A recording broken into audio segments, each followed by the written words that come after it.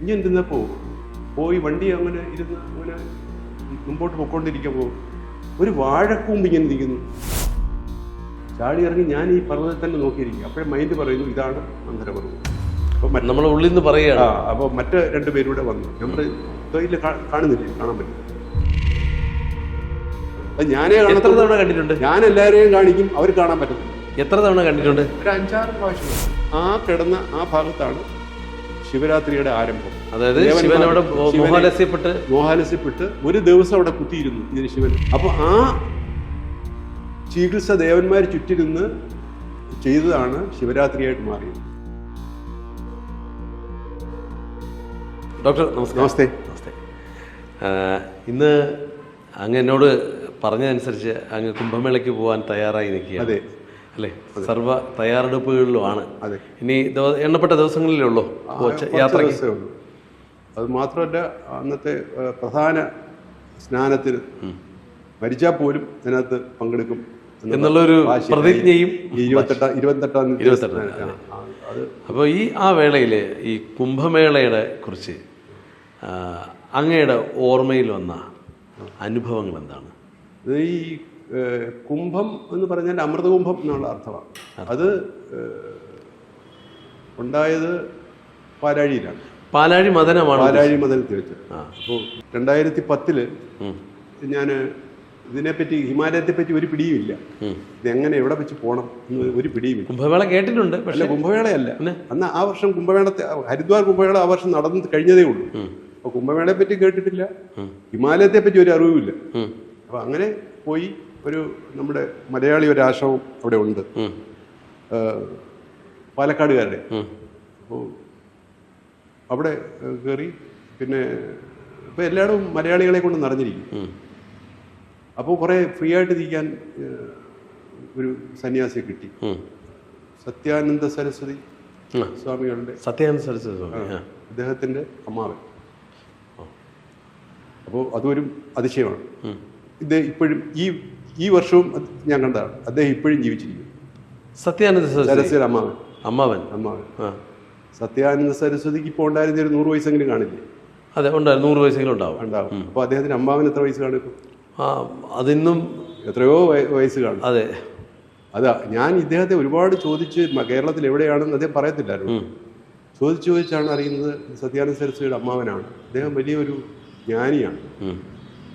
അപ്പോൾ ആ ജ്ഞാനി എന്ന് വെച്ചാൽ എനിക്ക് തോന്നുന്നു പ്രധാനമായിട്ട് ഈ ഹനുമാൻ സേവയുമായിട്ട് ബന്ധപ്പെട്ട അതാണ്. ശ്രീരാമദാസ് ആശ്രമം, അതാണ് സത്യാനന്ദ സരസ്വതിയുടെ ആശ്രമം. അദ്ദേഹത്തിന്റെ അമ്മാവനാണ്. അപ്പോൾ ഹിമാലയത്തിലൊരു നല്ലൊരു ആശ്രമമാണ്. ഒറ്റയ്ക്കാണ്. പക്ഷേ നമ്മളിപ്പോൾ 2-3 പേരെ അങ്ങോട്ട് കയറി ചെന്നാൽ, ഞാൻ കൂടുതൽ പേരെ അങ്ങോട്ട് കൊണ്ടുപോകാറില്ല. അത്യാവശ്യം കയറി ചെന്നാൽ ഇരി എന്ന് പറഞ്ഞിട്ട് അദ്ദേഹം അകത്തോട്ട് പോകും. 2 വേലക്കാരി ഈ ചായയെല്ലാം അവിടെ വെച്ചിരിക്കുന്ന പോലെ അതുമായിട്ട് നമ്മൾ എടുക്കുക വരും. പെട്ടെന്ന് തന്നെ എത്ര പേരുണ്ടെങ്കിലും അവർക്ക് മൊത്തം 3 പേരൊക്കെ കൊണ്ടുപോകും. എത്ര പേരെ കൊണ്ടിരുന്നു.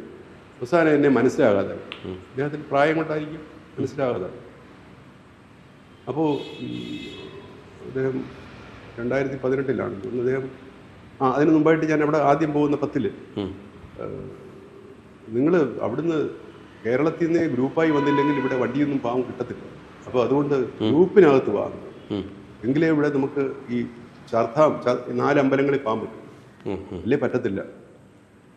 ഇപ്പോൾ എന്തായാലും ഇവിടെ ശ്രീ നീലകണ്ഠ മഹാദേവ ക്ഷേത്രത്തിൽ ഋഷികേശിൽ പോയിട്ട് എന്ന് പറഞ്ഞു. ഞങ്ങൾ സാധനങ്ങളൊക്കെ അവിടെ വെച്ച് നിങ്ങൾ പോയിട്ട് വന്നു പറഞ്ഞു. ഞങ്ങൾ ആശ്രമത്തിലെല്ലാം വെച്ചു. അദ്ദേഹം എന്നെ വലിയ ഇഷ്ടമായി. ഇപ്പോഴും പോയാലും ഞാൻ കാണും, ആഹാരങ്ങൾ തരും. വലിയ കാര്യം. എന്നെ അവിടത്തേക്ക് ക്ഷണിച്ചു ഇതെല്ലാം നോക്കി നടത്താനായി. ഞാൻ പറഞ്ഞു എനിക്ക് വീടും കുഞ്ഞുങ്ങളും ഒക്കെ ഉണ്ട്, എനിക്ക് ഇത് താല്പര്യമില്ല. എന്നെ ക്ഷണിച്ചു ഇതൊക്കെ നോക്കി നടത്താൻ പറ്റില്ല. അപ്പോൾ അദ്ദേഹം അവിടെ പോകാൻ പറഞ്ഞു. ഇവിടെ വരെ വന്നിട്ട് ചത്താൻ കാണാൻ പോകാതെ കൊണ്ട് ഇനിയിപ്പോൾ ഇവിടെയൊക്കെ പോയിട്ട് എന്താ കാര്യം, എന്തായാലും ഒരു സ്വാമി പറഞ്ഞതല്ലേ പൊക്കളെ എന്ന് വിചാരിച്ചിട്ട്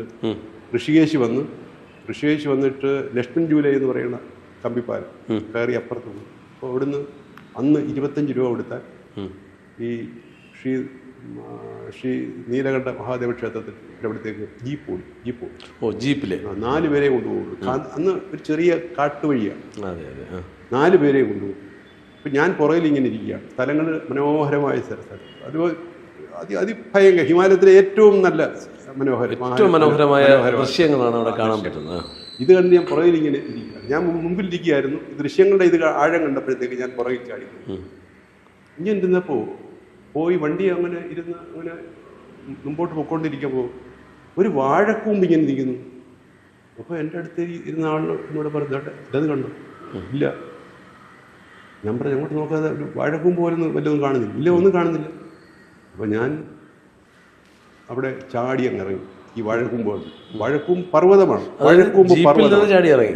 ജീപ്പിലും ചാടി ഇറങ്ങി. ജീപ്പിലും ചാടി ഇറങ്ങി. ഡ്രൈവർ അവരുടെ ഭാഷയിൽ രണ്ടൊക്കെ തെറി പിടിച്ച് കാണും. ജീപ്പിലും ചാടി ഇറങ്ങി ഞാൻ ഈ പർവ്വതത്തിൽ തന്നെ നോക്കിയിരിക്കും. അപ്പോഴേ മൈൻഡ് പറയുന്നു, ഇതാണ് മന്ദരപർവ്വതം. അപ്പോൾ നമ്മൾ ഉള്ളിൽ നിന്ന് പറയുകയാണ്. അപ്പോൾ മറ്റ് 2 പേരൂടെ വന്നു. ഞാൻ പറയും, ഇല്ല, കാണുന്നില്ല, കാണാനേ പറ്റുന്നില്ല. ഇല്ല. അപ്പോൾ അത് മനസ്സ് മാത്രമല്ല, ഏതോ ഒരു യുഗത്തിൽ ഇതായിരുന്നു പാലാഴി.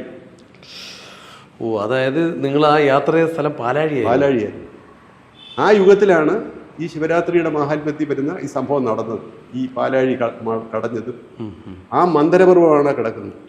ഇത് ഞാൻ 4-5 പ്രാവശ്യം കണ്ടു. ഈ മന്ദരപർവ്വതം കാണാൻ വേണ്ടി മാത്രമായിട്ട് ഞാൻ പോയിട്ടുണ്ട്. ഈ ജൂണിൽ പോയപ്പോൾ അവിടെ ചെന്നപ്പോൾ അവിടെ എല്ലാം ടൗൺ ആക്കിയിരിക്കുന്നു. 4 വരി പാത. ഞാൻ അവിടെ നോക്കിയിട്ട് ഒരു പുല്ലും കാണാനില്ല. ഇപ്പോൾ ഒന്നുമില്ല. അവിടെ ക്ലിയറായി. താപ്പോട്ട് നോക്കിയാൽ പാല് പോലെ മഞ്ഞായിരുന്നു. അതുമില്ല. ക്ലിയർ കട്ട് എന്ന് പറയുന്ന പോലെ ക്ലിയർ ജൂണിൽ പോയതാ. ഒന്നുമില്ല. ഇപ്പൊ കാണാനേ പറ്റും. ഒന്നുമില്ല. ഇപ്പോഴും മാത്രമല്ല, 22 പോയപ്പോഴും ഈ മന്ദരപർവ്വതം കാണാൻ പറ്റില്ല. അതിനു മുമ്പ് എല്ലാ പ്രാവശ്യവും കാണുമായിരുന്നു. അത് ഞാനേ കണ്ടിട്ടുണ്ട്. ഞാൻ എല്ലാവരെയും കാണിക്കും, അവർ കാണാൻ പറ്റത്തില്ല. എത്ര തവണ കണ്ടിട്ടുണ്ട്? ഒരു 5-6 പ്രാവശ്യം കണ്ടു. അപ്പൊ 5-6 തവണ അവിടേക്ക് യാത്ര ചെയ്തു. 5-6 അല്ല, ഒത്തിരി തവണ പല പ്രാവശ്യം ചിലപ്പോൾ കാണാതിരുന്നിട്ട്, എന്തുകൊണ്ടാണ് കാണാൻ പറ്റും? അതിന് മേളിലൊരു ആല് പോലൊരു വൃക്ഷവും നിൽക്കും. നന്നായിട്ട് എൻ്റെ മൈൻഡിൽ ഇങ്ങനെ ആ വൃക്ഷം ഇങ്ങനെ നിൽക്കും. അപ്പോൾ സൂക്ഷ്മത്തിലും ഈ ആലും ഒക്കെ ഉണ്ടെന്ന് വേണം പറയാൻ. സൂക്ഷ്മത്തിലും ഈ ആലും ഒക്കെ ഉണ്ട്. ഇതൊരു സൂക്ഷ്മ തലമാണ്. ആ സൂക്ഷ്മതലത്തിലാണ് അന്ന് ആ സൂക്ഷ്മതലത്തിലാണ് അന്ന് ഈ പർവ്വതം കടഞ്ഞത്. ഈ പാലാഴി കടഞ്ഞത്. അപ്പൊ നമ്മളീ പറയുന്ന ഈ ഭൗതിക ലോകത്തല്ല സംഭവിച്ചത്. ആ സൂക്ഷ്മതലത്തിലാണ് സംഭവിച്ചത്.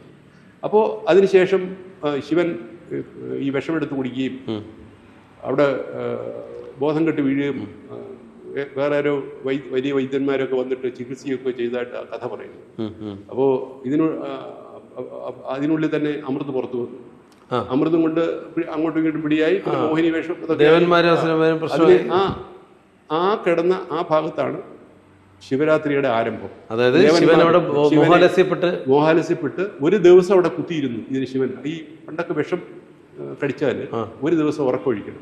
ഞാൻ ആയുർവേദ ഡോക്ടർ ആയതുകൊണ്ട് എനിക്കറിയാം. അങ്ങനെയാണ്, ഒരു ദിവസം ഉറക്കൊഴിക്കണം. വിഷവൈദ്യത്തിൽ അങ്ങനെയാണ്. ഇപ്പോഴും വിഷവൈദ്യന്മാർ ചെയ്യുന്നവർക്ക് ഒരു ദിവസം ഉറക്കൊഴിക്കും. വീട്ടുകാരുടെ ചുറ്റുകുത്തി ഉറങ്ങാൻ സമ്മതിക്കത്തില്ല, ഇരുന്ന് പോലും ഉറങ്ങാൻ സമ്മതിക്കത്തില്ല. അപ്പോൾ ആ ചികിത്സ ദേവന്മാർ ചുറ്റിരുന്ന് ചെയ്തതാണ് ശിവരാത്രിയായിട്ട് മാറിയത്. ശിവരാത്രിയായിട്ട് ഈ അമൃതം കൊണ്ട് അസുരന്മാരും ഉണ്ട്. അവരുടെ ഇന്ന് മറ്റേ മോഹിനി വേഷത്തിൽ വിഷ്ണു കരസ്ഥമാക്കുന്നു. പിന്നീട് ദേവന്മാർക്ക് കൊടുക്കുന്നു. ദേവന്മാർക്ക് കൊടുത്ത് ബാക്കി വന്നത് അവിടെ സൂക്ഷിക്കുന്നു. അതാണ് ഈ അമൃത് കടഞ്ഞ സ്ഥലവും കുംഭമേളയായിട്ട് ബന്ധമുണ്ടോ ഇതിന്? അത് കടഞ്ഞത് കൊണ്ട് കുംഭമേള ബന്ധമുണ്ട്. പക്ഷെ ആ നടന്ന സ്ഥലം ഈ പറഞ്ഞ സ്ഥലത്താണ്. പാലാഴി മദനം. അതെനിക്ക് അവിടെ നിന്നപ്പോൾ അത് കംപ്ലീറ്റ് ആയിട്ട് എനിക്ക് കാണാൻ കഴിഞ്ഞു.